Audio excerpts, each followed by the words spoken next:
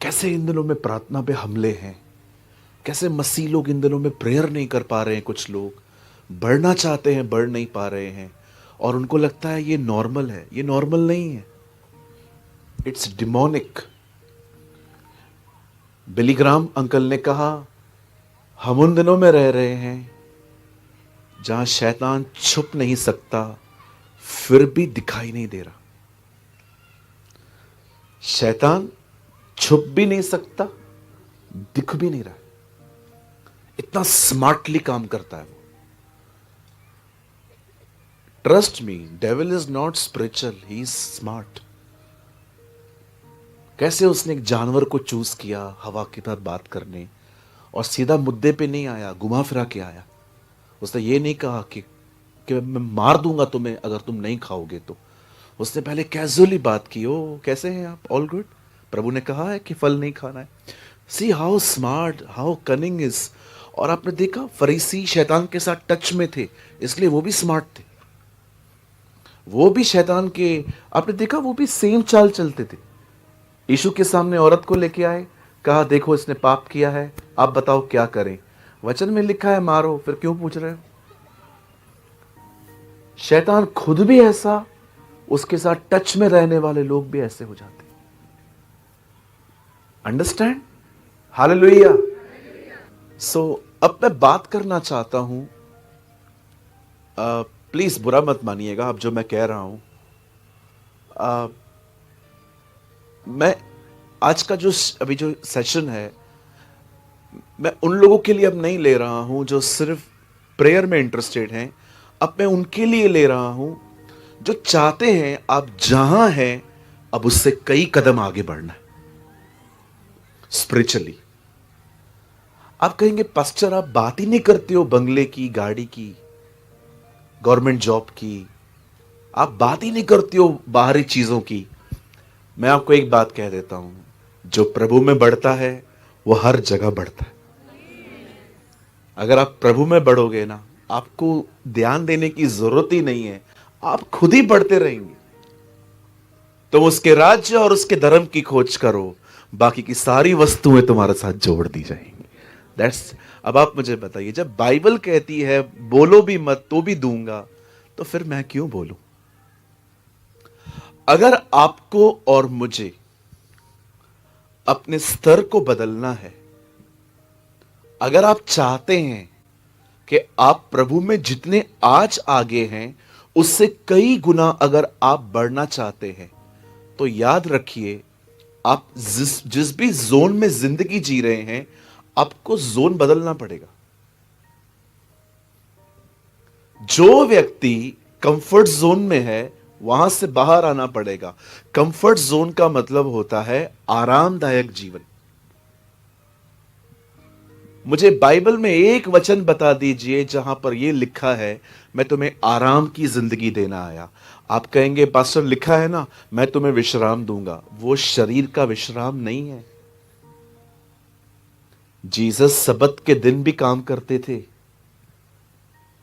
जिस दिन पूरी दुनिया रेस्ट करती थी, यीशु की चंगाइयों पे भी भड़कती थी कि सबत के दिन तू क्यों लोगों को ठीक करता है, उस दिन भी वो काम करता था। तो हाउ कैन यू से कि वो ऐसी जिंदगी देने आया जिसमें आराम ही आराम है। आप जानते हैं ये हो सकता है कि आप किसी चीज को लेके अपनी ही विचारधारा लगा देते। अभी आप मुझे बताइए, जब इजरायलियों को कहा गया वो तुम्हें दूध और मधु की धाराओं वाला देश देगा, अभी आप सोचो इसका मतलब क्या है। दूध और मधु की धारा मतलब वहां दूध की नदी है, वहां पर मधु की नदी है। आप पूरी दुनिया घूमे होंगे, किधर देखा है मुझे बताओ ऐसा आपने। मैं पूरा भारत घूम चुका हूं प्रभु के अनुग्रह से, एक जगह भी नहीं देखा है जहां नदी में पानी ये दूध बहे। आपने देखा है? लेकिन हम इमेजिन क्या करते हैं, दूध और मधु की धाराएं। अब आपको पता है जैसे वो लोग अंदर गए थे वहां पर क्या था, बड़े बड़े दानव, और पर प्रभु खड़ा था, लो दूध और मधु की धाराएं। आप कुछ भी सोच सकते, लेकिन हो सकता है वो झूठ हो। दूध पाने के लिए बहुत मेहनत करनी पड़ती है उन लोगों को जो दूध बेचते हैं। यहां कोई है दूध बेचने वाला? अच्छा, कोई नहीं है। अब तो मैं खुल के बात कर सकता हूं। देखो, रात को उठना पड़ेगा, दूध निकालना है, उसके बाद पानी डालना है। यह भी तो मेहनत है। क्या यह कम मेहनत लगती है आपको? इसलिए मैंने कहा कोई नहीं है ना, इसलिए खुल के बात करूंगा। अब दूध डालेंगे, दूध निकालेंगे, पानी मिक्स करेंगे। उसके बाद आप जानते हो हम कैसी दुनिया में रहते हैं। शराब पाने के लिए लाइन लगानी पड़ती है, दूध बेचने वाला घर पे आता है। We are living in these days. हम ऐसे दिनों में रहते हैं। लोग आते हैं, आप जानते हो घर घर जाना पड़ता है। और दूध बेचना इतना आसान नहीं है। बहनें सुबह सुबह 5:30 बजे बगैर बाल बनाए उठती हैं। कितना डर लगता है, सामने आती हैं। 5:30-6 बजे से पहले दूध पहुंचाना पड़ता है, क्योंकि उसके बाद सबको जॉब पे जाना है। अब दूध निकालने के लिए इतनी मेहनत करनी है। अगर आप हनी खाते हो, अगर आप मेरे मदर टंग में कहते हैं माखी, आई डोंट नो आप में मधु कहते हैं ना। आप मधु को देखिए, मधु कहां रहती है? ऊपर। कितना रिस्क है। प्रभु कह रहा है मैं तुम्हें दूध और मधु की धाराओं में ले जाऊंगा। इसका मतलब ये नहीं है वहां नदी है। प्रभु उनको कह रहा था जहां मैं तुम्हें ले जा रहा हूं वहां तुम्हें बहुत मेहनत करनी है। इसीलिए आपने देखा जिस दिन वो कनान में पहुंचे, मन्ना गिरना बंद हो गया। अब इतना ऑटोमेटिकली खाना आता था, उधर से खा लेते थे। अभी बीज बोना सीखो, फसल काटो, खेती करो। आप जानते हैं परमेश्वर आपको कुछ नया नहीं दे सकता अगर आप कंफर्ट जोन में जिंदगी जीते। No Bible study, no prayer, no fasting, न उपवास है, न प्रार्थना है, न बाइबल का अध्ययन है, और आपको लगता है बस संडे चर्च जा रहे हैं, दैट्स इट। बोलो बाजोले को, जैसे मैं कह रहा हूं, नहीं चलेगा। नहीं नहीं नहीं, जैसा मैं बोल रहा हूं वैसे बोलिए, नहीं चलेगा। हाँ, आप मेरे मैसेज को न समझो न सुनो, कोई प्रॉब्लम नहीं है, आपकी मर्जी है। जिधर बैठे हो उधर ही रहोगे। लेकिन जिसको बढ़ना है ना, वो जानता है कि ये सही है। मुझे क्या फर्क पड़ेगा आप सुनो न सुनो, मुझे बताइए, नुकसान आपका है। आप जानते हैं अगर आपको प्रभु में बढ़ना है, आपको अपनी आरामदायक जिंदगी से बाहर आना पड़ेगा, नहीं तो जिधर हो उधर ही रहोगे। मैं ऐसे लोगों को जानता हूं जिनको मिनिस्ट्री में इंटरेस्ट है, यीशु में बढ़ने के लिए नहीं। मैं मिला हूं ऐसे लोगों से, उन्होंने पश्चाताप किए मेरे सामने आके कि पास्टर सही बोल रहे हो आप, मैं मिनिस्ट्री के लिए 24 घंटे तैयार रह सकता हूं, लेकिन प्रेयर वेयर मुझसे नहीं होती है पास्टर जी। जानते हैं इन लोगों को क्या कहते हैं? Performers, actors. इनको हॉलीवुड और बॉलीवुड में जाना चाहिए, उधर अच्छा काम मिलेगा इन लोगों को। यहां पता नहीं कैसे आ गए ये लोग। हाँ, मुझे कोई डर भी नहीं लगता इन लोगों से। मैं तो बोल देता हूं, क्या होगा? नहीं पसंद करेगा ना, चलेगा। एक मसीह को अगर सब स्वीकार कर रहे हैं ना, गड़बड़ है उसकी सेवकाई में। लेकिन जब आप सच्चाई के साथ खड़े रहोगे, सब आपको लाइक नहीं करने वाले। अब सुने, अगर आप एक जगह से दूसरी जगह आना चाहते हैं, अपने स्तर को बदलें, अपने अपनी अपनी आरामदायक जिंदगी को छोड़ें, नींद को थोड़ा कम करें, खाना थोड़ा कम खाएं, फोन थोड़ा कम यूज करें, कोई भी चीज बंद मत करो, सब चीजें लेस पे लेके आओ। हालेलुया। कहिए कम खाना, कहिए कम बात करना, कहिए कम फोन यूज करना, कुछ भी बंद नहीं करना है। बिल्कुल नहीं खाना है, ऐसा नहीं चलेगा। बिल्कुल बात ही नहीं करनी है, ऐसा भी नहीं चलेगा। फोन यूज ही नहीं करना है, फिर तो लोगों के और आपके बीच में मिसअंडरस्टैंडिंग क्रिएट हो जाएगी। सब करना है, लेकिन सब कम कम कम कम कम। लेकिन पास्टर कम कम कम कम करवा रहे हो तो ज्यादा ज्यादा किधर करना है? प्रभु में ध्यान देना है। हालेलुया। कितने लोग बढ़ना चाहते हैं? आरामदायक जिंदगी छोड़ो, प्रभु में बहुत मेहनत करनी है, बोलिए बहुत। हां, बहुत मेहनत करनी है। यीशु का पहला चेला, बाइबल में पहली स्टेटमेंट उसकी रिकॉर्ड है, मैंने सारी रात मेहनत की और कुछ न पकड़ा। ये उसका पहला चेला है। वो ये नहीं कहता है कि मैंने और कुछ किया, कहता है मैंने मेहनत की है। यीशु ऐसों के पास जाते। लेकिन कोई अगर किसी को बढ़ना ही नहीं है, वो बात अलग है। लेकिन याद रखिए, आप अपने आप को मूर्ख नहीं बना सकते। आप एक जमीन में गलत बीज बो के 40 दिन उपवास करो तो भी जमीन आपको वही देगी जो आपने बोया है। कुछ चीजें ऐसी हैं, आप कितने भी कन्फेस करो, मैं बढ़ूंगा, मैं बढ़ूंगा, मैं बढ़ूंगा, अगर आपकी मेहनत नहीं है, आपके कन्फेशन भी व्यर्थ है। हालेलुया, बोलो यीशु मसीह की। क्या हम स्टार्ट करें? तैयार हैं आप? चलिए मेरे साथ अपनी बाइबल खोलिए। Come on, open your Bible with me. मत्ती 5 अध्याय, गॉस्पेल ऑफ मैथ्यू चैप्टर 5, सभी खोलिए।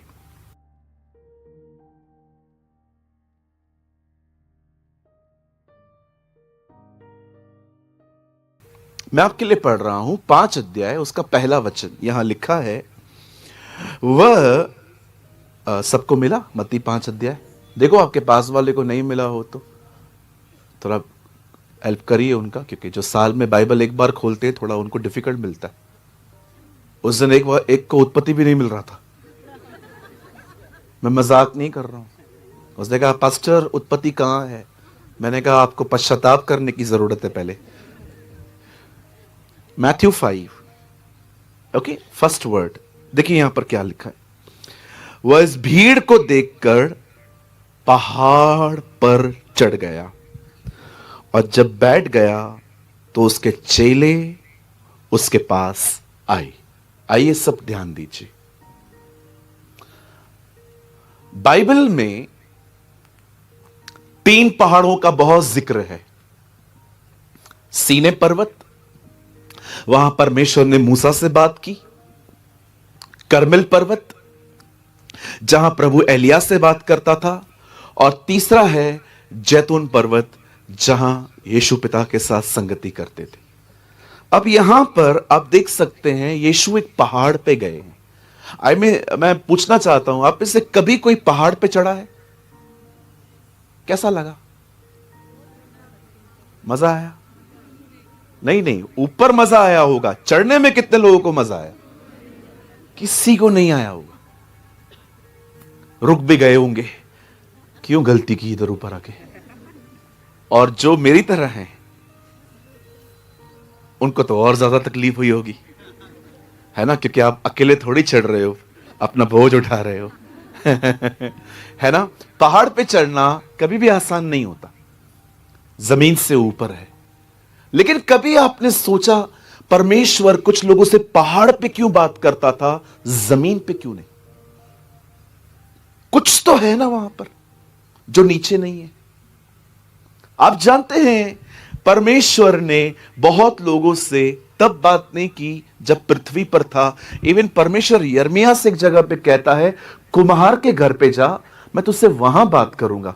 प्रभु अभी आप कर रहे हो तो इधर ही कर दो। No, go there.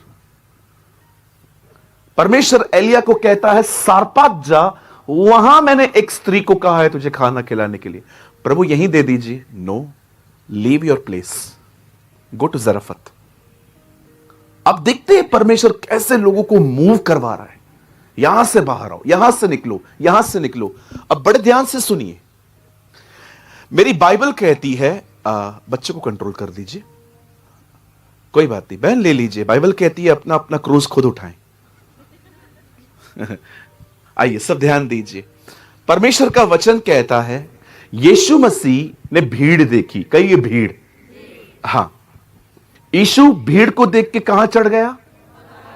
हां, आज का प्रचारक यह गलती करता है, वो भीड़ को देख के नीचे उतर आता है। That is a mistake we done. जब यीशु ने देखा लोग बढ़ रहे हैं, जिम्मेदारी बढ़ रही है, तो उसने अपना स्तर बदल दिया। मैं आप में से हर प्रीचर को, हर सेवक को एक बात कहना चाहता हूं, प्लीज इसे पॉजिटिवली लेना। आज आप बहुत जगहों पे सोशल मीडिया पे देखते होंगे, लोग भीड़ की फोटो दिखाते, हमारे पास इतने लोग आए, हमारे पास इतने लोग आए। जो वचन बताया उसका कोई वीडियो नहीं आता, लेकिन वीडियो क्या आता है? आप जानते हैं इसको क्या कहते हैं? इसे कहते हैं अपने आप को प्रेजेंट करना कि देखो मैं कौन। यीशु ऐसे नहीं थे, जीसस ऐसा बिल्कुल नहीं था। मैं आपको कहना चाहता हूं, कभी भी भीड़ के पीछे मत जाइए। कभी भी यह मत देखिए कि कितने लोग हैं मेरे साथ। आप ये देखिए आपकी जिंदगी कैसी है। आप ये देखिए कि क्या आप प्रीचिंग जो है वो बाइबल से कर रहे हैं। आप ये देखिए कि आपको सुनने वालों को खाना मिल रहा है। आप ये देखिए कि आपके लोगों, आप जो लोग आपके पास आते हैं, क्या उन्होंने आत्मा की भरपूरी पाई। मैं आपको कहना चाहता हूं, जीसस का फोकस ये था, यीशु का फोकस ये था। कई बार हम भीड़ के पीछे जाते हैं, लेकिन हम इस बात पे ध्यान नहीं देते हम कितने भरे हुए।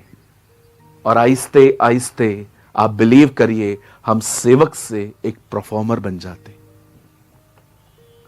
मैंने आज तक कभी भी अपने चर्च के अंदर भीड़ इकट्ठी करने की कभी कोशिश नहीं की।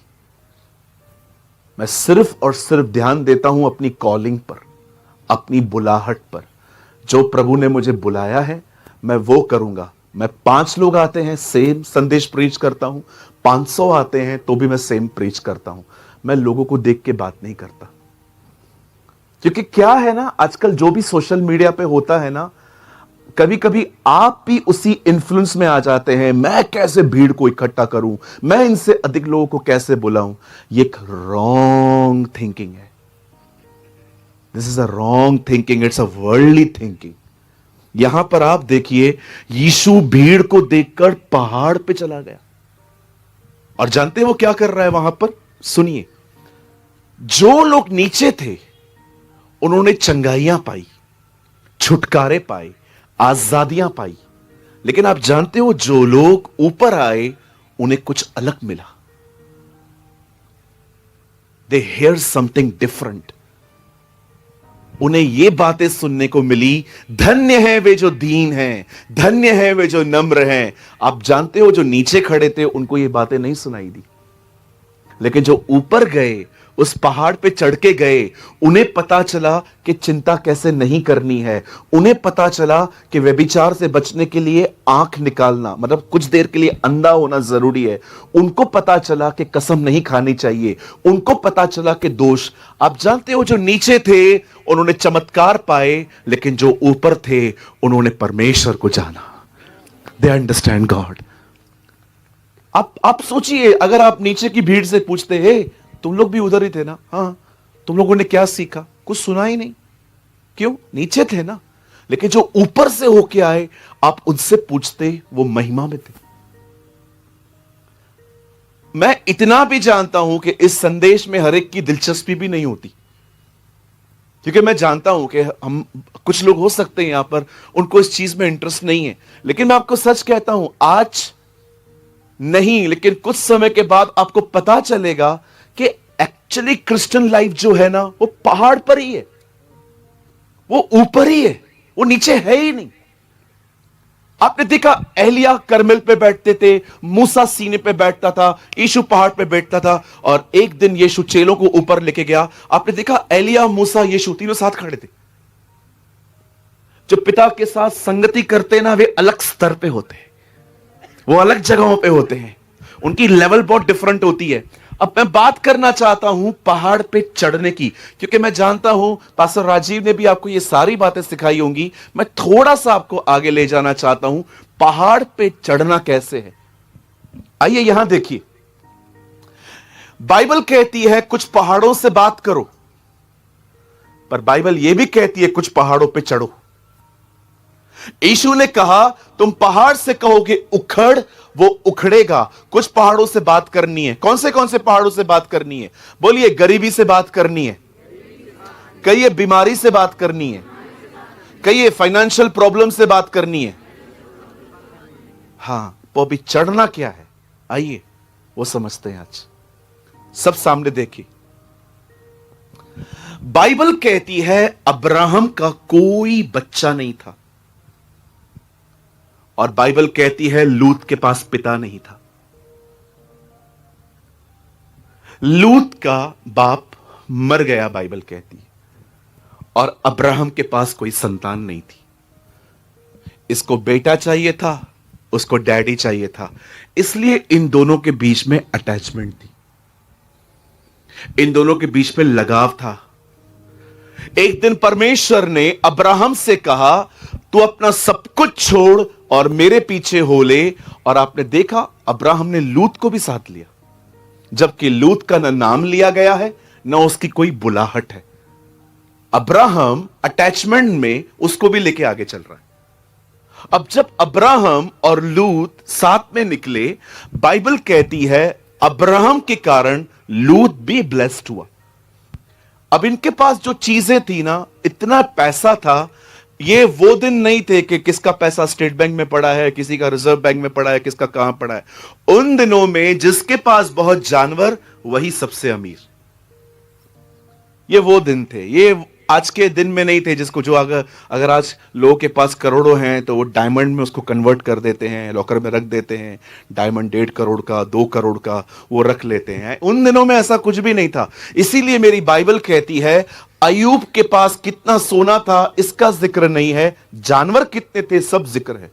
मैंने अपनी बाइबल में ऐसा लिखा है 6000 ऊंट थे, मैंने साइड में लिखा है 6000 मर्सिडीज बेंज। ज्यादा समझ में आया ना ये? हाँ, क्योंकि हम लोग वही है ना जी। 6000 फरारी। बस फरारी क्या होता है? कार होती है, कार। 6000 Mercedes Benz. आज मुझे बताओ किसके पास 6000 है?